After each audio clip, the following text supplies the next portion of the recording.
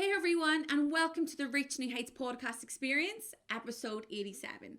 And on today's show, we have a very special guest. We have Blanaid O'Neill. In 2020, I am holding the largest RNH Irish dance camps that have ever existed and bringing them to 5 major cities around the world: Dublin, Belfast, Ohio, New Jersey, and Florida. These camps will be packed with a full day of dance training, technique tutorials, core conditioning, stamina and speed workouts, supported by live music and delivered to you by our world-class team of dancers. Remember, in order to be successful, you need to surround yourself with like-minded people who all want what you're chasing, and these events will do just that, and act as a perfect boost of motivation in the build-up to your major championships. So, if you want to bring your performance to the next level, then grab your spot by going on to www.rnhdancecamps.com. We look forward to seeing you there.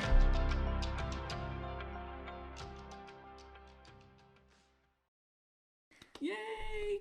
So we're so excited to have you on our Reach New Heights podcast. Guys, Blanaid is one of our new RNH coaches, and she will be starring in our core conditioning series, which is so great, and also sharing all of her knowledge and experience and everything she's learned so far in her Irish dance journey. So we cannot wait to pickle your head. So we're going to torture you. Okay, so let's kick it off with this. Tell everyone that's actually watching, how did you get into Irish dance? Well, I got into Irish dance because my mum and uncle are teachers. I've been in it from when I was a baby, always in class around dancing. You were a baby when I danced in Yeah. the class. Yeah. Yeah, I've always loved it because, well, if you don't love it, like, there's no no point doing it. But I've always loved it, even from I was a baby. So, yeah. Right. Absolutely amazing. So touching on that, so guys, I obviously dance for Blanaid's mom and uncle. Got all my world titles, won everything. There is the win regarding titles in CLRG, which is great. But we spoke about this up in the car as well, didn't we? How like Seanine and Gavin train their students as obviously they're one of the most successful schools in the world.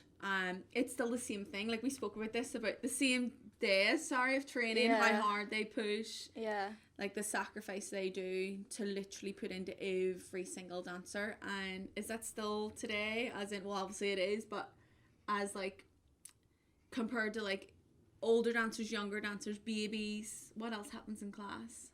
Yeah, like, they push us all so hard. Even like the babies, is trying to get them used to all the screaming and shouting and all like trying to make them practice at home, making themselves better. Like even from their young age, it's growing up in the way that you would be taught when you're older. Yeah.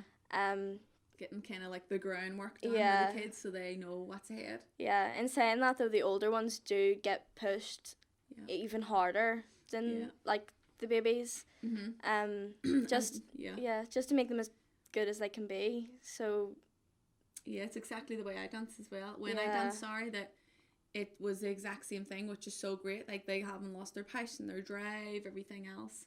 And it's great that we can actually sit here today and speak about, like, I'd never thought, like, okay, I'm going to be sitting here one day and then you're going to be here one day and then we're going to speak about the same people, but like that's just fantastic. And it's still the same work ethic, like you say, is like they're your inspirations every day, right? Yeah.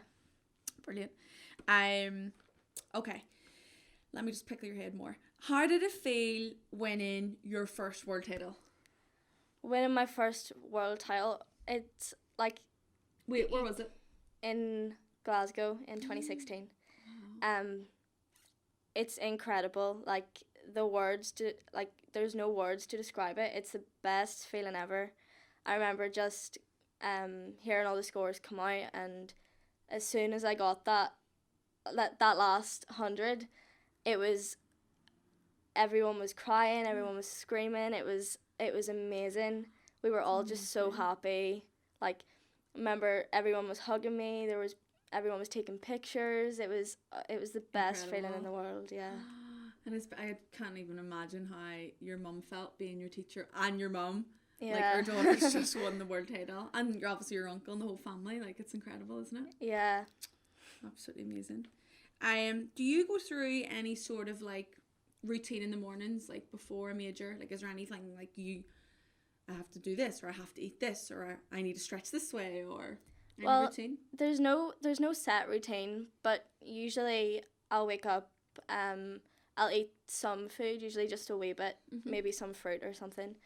And then my Uncle Gavin, he'll like sort out my quiff for my wig, and then my mum will do the rest of the wig, and I'll usually get my makeup done or like do it myself. And then I'll stretch. I usually have a certain set of stretches that I do, like hamstrings, hip flexors, just making sure I'm all warmed up. Yeah. Before I start putting my shoes on and getting ready to dance. Brilliant, perfect. And like, did you? Because I know whenever I competed as well, I didn't go in and like watch other major dancers, as in just say the people who maybe got second, third, fourth, or fifth to me. Like, I just kind of took myself out of the zone, and Gavin and Shawneen always wanted that for us as well. Like, just focus on yourself, focus on yourself. Do you watch other dancers, or do you actually just take yourself out and go a walk with your mom, or clear your head, or? Yeah, I usually just take myself out of the way. Don't really go into the halls until going backstage. Yeah, I usually just keep myself out of the way. I don't really watch anyone else until after I've finished, and then I'll usually watch the rest of my competition until I have to get ready for my next round, and I'll put myself in that zone again. Yeah. In the mindset of getting ready and like to go on the stage and dance the best I can be. I was exactly the same as you, and it's funny because even when we go through stuff with other tap dancers or champions, and I ask them the same questions, everybody's so different. I think it just settles with you and where you're really comfortable in what zone, because why would I want to think about how good her round was or how she was doing, or I need to really focus at one at a time. And exactly what you just said, I think it's really good to clear your head though, and just get ready. Like, first round's done, go out, okay, get ready for next round. Yeah, definitely. Okay, how important do you think strength and conditioning is in our Irish dance industry today? I think like strength and conditioning, it's like very important. Irish dancing is becoming more and more of a sport, and we're all athletes. Just like athletes, they do strength and conditioning. They have to keep their muscles like strong and and just like that, like keeping fitness up for dancing. That's a really good one. It's getting through a dance. It's so different on the stage to in class, because it's only one dance, but being able to get through that dance, it's so important. Yeah, definitely. I think that's a really, really good one, exactly what you said, because the majority of dancers, or at least like 90 to 95% of dancers, still can't get through their full dance. Yeah. But if they're not doing the training, like you say, the conditioning work to train the heart, then you're going to be always kind of hitting that brick wall and so on. And like, when you're in class, you're getting into class, and I know you do too, like when we even went into Gavin and Shawnee's class, was when we come up and done the full dance, it was 100% max. Like, never ever did you get on the floor and go, okay, let's wing this and see what happens, because what's the point? Like, like, you're not maxing out your heart rate, you're not getting in that zone. And then we're not training conditioning as well as class and outside, and then we step on stage and there's dancers just trying to wing it, so they're failing, they're not getting through their last step. Like, guys, we went up to see Blanaid, was it 2 weeks ago or 3? I can't remember. 2 weeks ago. And she was in the middle of class, she came out roaring red, sweating, couldn't breathe, was like, hey, give me 1 second.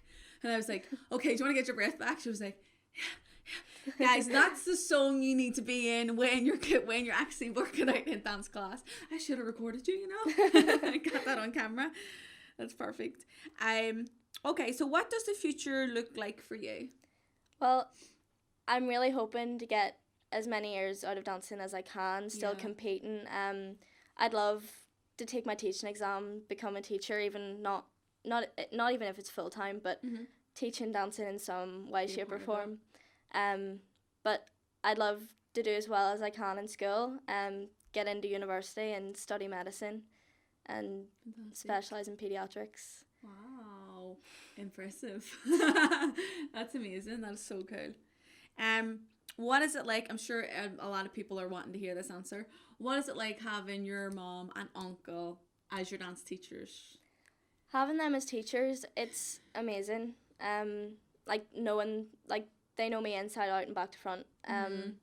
So they know like my work ethic and stuff like that. But when we're in class, it's like my mum isn't my mum and my Uncle Gavin isn't my uncle. So yeah, they just treat me like everyone else in the dancing class. Like they don't know me personally in that way, and they're like just building me up to be the best that I can be, just in the same way that they do that to everyone else. But as soon as class is finished, they're back to being part of my family again, and back to mum, back to mum and back to uncle. Just like that. You're cooling down. It's like, Mum, hey. And she's like, don't call me yet. The class is over. That's brilliant. And it's so great to hear, because so many dancers out there, their parents, it's their teacher. Yeah. Like, you know what I mean? We know many people that it's still are going through that, or the family member is auntie and uncle, and I know I've spoke to a lot of people in the past. Sometimes they find it as a struggle, or don't really listen that much to the auntie and uncle, but would listen to the mom, or don't really listen to the mom and would listen to the uncle. But that's just perfect what you said as well. And like you say, as when you go in, they're like your teachers and they're treating you like everybody else and pushing you. Yeah. Like, that's so great to know. I know everybody would want to know that. Can you remember your first win? I don't care if it's small or big, but can you actually just remember, even as a child? I remember being in Boston. I think I was 5 maybe. I can't remember exactly why we were there, but there was a face on when we were there, so we thought, why not just go? So I danced under 5 in my little pink and black dress, and I won it, and we were all so surprised because we were in America, not just at home. And being so young, yeah. Oh but my God, I think fantastic. that was the first win that I remember. Yeah, and you're so lucky as well. Like, not only is Gavin your teacher, but he's one of the greatest dressmakers in CLRG. Like, it's amazing. I know. The best of both worlds. It's fantastic. Yeah. Okay. How do you feel about, or how did you feel about becoming an R&H coach? It was amazing. I know it's about focusing on strength and conditioning in Irish dancing now, and helping people. And my personality, me and myself, I love helping people. So it was just great to become a part of the it. team. Yes, part of the team. And the great thing is, Blanaid, as well, because it takes me a while to figure out, you know, who I'm going to bring on as an R&H coach. For number one, like, you want people like all these dancers that want our help, and exactly like you're saying, you want to help these guys, and so do I, and the people that want to look up to you, and like how respectful you are as well as a champion, and everything you've won, and how your groundwork is in reality too. Before I asked you, you could just see how you were like, okay, I'm going to do all my hard work behind the scenes and just like let the results do the talking. So you're like that, and you go up and then you just show everyone, and it's like bang bang bang. Or, you know, it kind of reminds me of me in a way of not walking around like I'm a world champion. Like, we're different humans, like we're normal humans. And I think that was really suited for you, and exactly what you say is you love helping people, so it's perfect for R&H. Like, we're the first to bring in all the whole strength and conditioning, and we were talking about this earlier in the car as well, how important it is. But I think it's so great, Blanaid, for everybody that looks up to you now. They're watching you and being like, oh, starstruck, and you're just being honest and everything else. And it's just so great that you're now one of us. You're another coach, which is fantastic. But yeah, I think it's great. I think the main thing with R&H and what we're going to do, and with Blanaid's core conditioning classes, is our promise to you guys is to make sure we're always going to progress this sport and keep having brand new coaches coming on that inspire you, and that we can inspire you every day. I think that's what's key. What about, don't knock down a mic or anything, but what about a fun fact? Have you got a fun fact? I am very clumsy. I tend to walk into things and knock things over. Like earlier. Yeah, knocked over the mic pack off the chair, and when you were saying it too. Yeah. After, she was like, I'm really clumsy. Boom. We were like, wait, what just happened? Although I want to do medicine,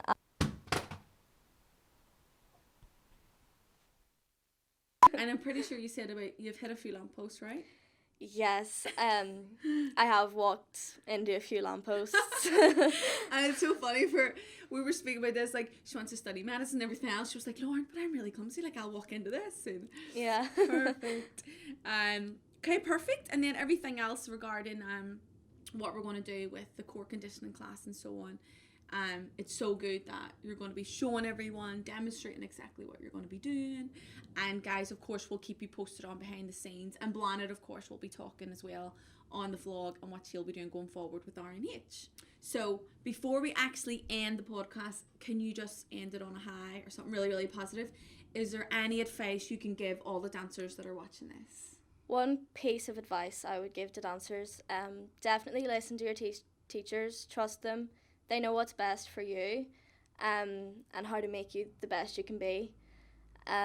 Dancing ways and not even in dancing, outside of dancing, and yeah, they just know what's best for you. Perfect. And it's such great advice, so take it on board. So guys, thank you so much for joining me and Blanaid on today's podcast. Don't forget to like and share, and I will see you on my next episode.